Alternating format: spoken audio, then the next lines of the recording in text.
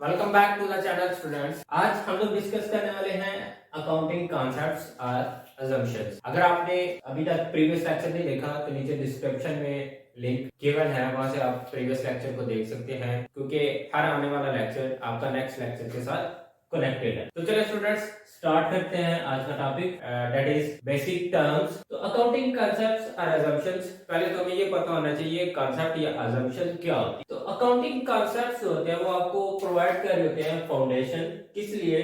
Accounting process के लिए। अब अकाउंटिंग प्रोसेस, जब हम लोग ने अकाउंटिंग की डेफिनेशन देखी थी तो उसमें पढ़ा था CSAR। CSR मतलब कलेक्टिंग, उसके बाद समराइजिंग, एनालाइजिंग और रिपोर्टिंग। ये अकाउंटिंग प्रोसेस वाइल रिकॉर्डिंग जब हम लोग इसको देख रहे होते हैं तो उसके लिए ये कंसेप्ट जो है वो आपको फाउंडेशन प्रोवाइड कर रहे होते हैं, एक बेस प्रोवाइड कर रहे होते हैं। उसके बाद assume that every enterprise follow this, कि हर ऑर्गेनाइजेशन जो है इन रूल्स को या इन अजम्पशंस को या कंसेप्ट्स को फॉलो करेगी, क्योंकि ये आपके पास बेसिक्स हैं, इन्हीं के बेस के ऊपर आपका जो अकाउंटिंग प्रोसेस है वो चल रहा हो। तो वो assumptions या कंसेप्ट हमारे पास क्या है, बारी बारी हम डिस्कस करते हैं। गोइंग कंसर्न कंसेप्ट, जैसा कि नाम से ही जाहिर है गोइंग कंसर्न। तो इस कंसेप्ट के अकॉर्डिंग यहाँ पे ये अज्यूम किया जा रहा होता है कि business will continue for long term, कि बिजनेस आप एक दफा डेवलप कर रहे हैं तो कहीं भी आपका ये पर्पस नहीं है कि आप उसको लिक्विडेट कर देंगे। अब लिक्विडेट यहाँ पे आपके लिए शायद नया लफ्ज होगा, मतलब क्या कि आपने बिजनेस को वाइंड अप नहीं करना, कहीं भी आपके माइंड में ये अटेंशन नहीं होनी चाहिए कि आपने बिजनेस को जो है वो वाइंड अप कर देना है।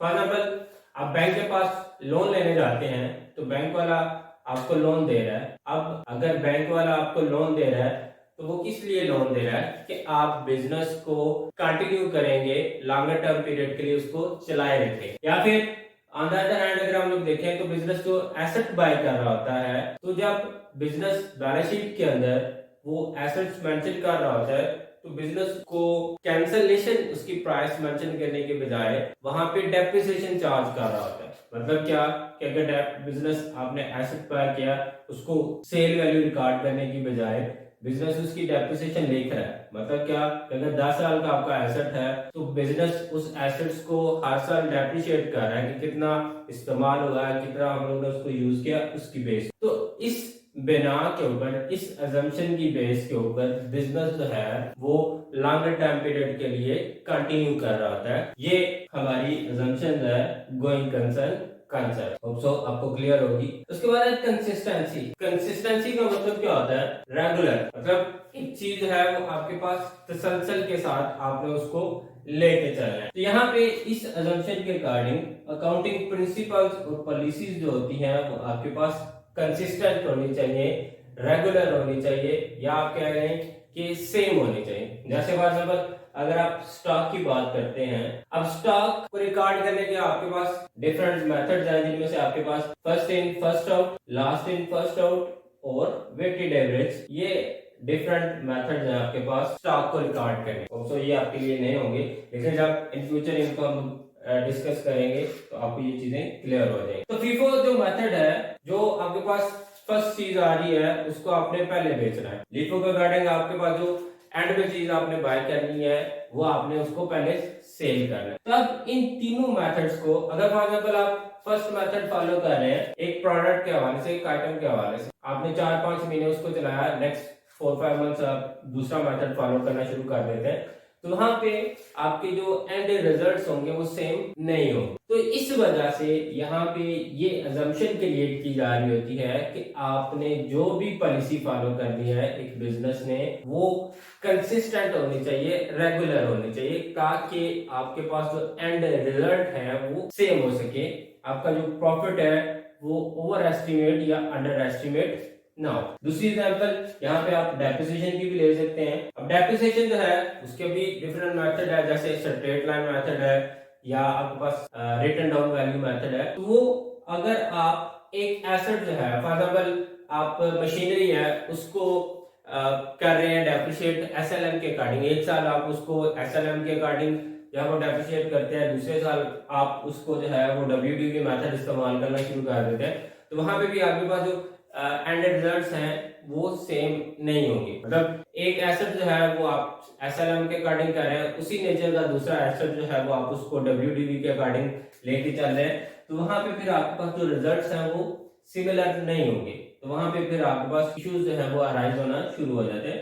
तो इसकी बेस पे यहाँ पे अकाउंटेंट्स जो है उन्होंने अपने एक्सपीरियंस की बेस पे ये अजम्पशन क्रिएट कर दी, आपने जो भी मेथड फॉलो करना है वो आपका कंसिस्टेंट होना चाहिए, इररेस्पेक्टिव आपको कोई का इमरजेंसी नीड नहीं है। तो उसके बाद थर्ड वन है आपके पास एक्रूवल कंसेप्ट। अब एक्रूवल कंसेप्ट क्या होता है, दो तरह की आपके पास अकाउंटिंग है, कैश बेसिस या एक्रूवल बेसिस, मतलब क्रेडिट बेसिस पे आप चल रहे हैं। तो अब एक्रूवल कंसेप्ट इसी को हम लोग डिस्कस करते हैं। यहाँ पे दो चीजें आपके पास, रेवेन्यू और एक्सपेंस। अब रेवेन्यू और एक्सपेंस जो आपके पास है इनको हम लोग ने देखना है। तो एक्रूवल कंसेप्ट के अकॉर्डिंग आपने रेवेन्यू का कब रिकॉर्ड करना है, जब आपने सेल में, मतलब जब आप सेल कर रहे हैं तो तब आपने रेवेन्यू को रिकॉर्ड करना है। उससे पहले आप रेवेन्यू को रिकॉर्ड नहीं करते। मतलब आपको कोई ऑर्डर प्लेस कर देता है, जी फला फला चीजें हैं वो मैंने बाय करनी है, आप 2 दिन वेट करते हैं, 3 दिन वेट करते हैं, आपने पहले सेल्स रिकॉर्ड कर दी, अभी क्या है आपने तो चीजें अभी तक डिलीवर ही नहीं की, तो दोबारा से कस्टमर ने आपको जो है वो रिस्पांस ही नहीं दिया। तो इस केस में यहाँ पे ये एज्यूम किया जा रहा है इस कंसेप्ट के अकॉर्डिंग कि सेल्स आप तब रिकॉर्ड करेंगे जब आपने सेल्स कर दी हैं। उसके बाद एक्सपेंसेस आपने कब रिकॉर्ड करने हैं, in which year they are assisted to earn revenue. मतलब आप अगर 22 में चल रहे हैं तो वहां पे आपको जो रेवेन्यू अर्न हो रहा है, तो उसी साल में जो आपने एक्सपेंसेस किए हैं आपने वो एक्सपेंसेस उसी साल में रिकॉर्ड करने हैं। फॉर एग्जांपल आपके पास आपके इलेक्ट्रिसिटी चार्जेस है, जैसे इलेक्ट्रिसिटी बिल है आपके पास, वो आपका फॉर एग्जांपल आपका फाइनेंशियल ईयर चल रहा है 1/1/22 से 31/12/22 तक, आपका जो बिल आ रहा है इलेक्ट्रिसिटी का वो आपका दिसंबर 22 का बिल है, लेकिन आप उसको पे कब कर रहे हैं, जाके जनवरी 23 में।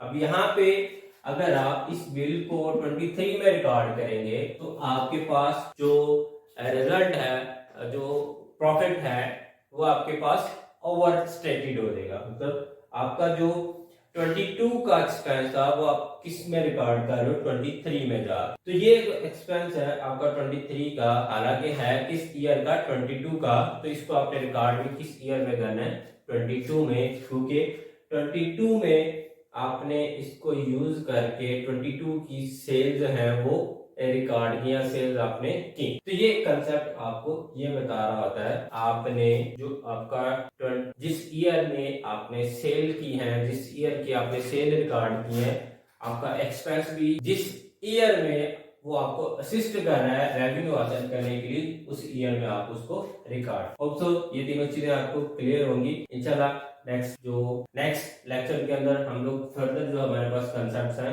उनको डिस्कस करेंगे। तब तक अल्लाह।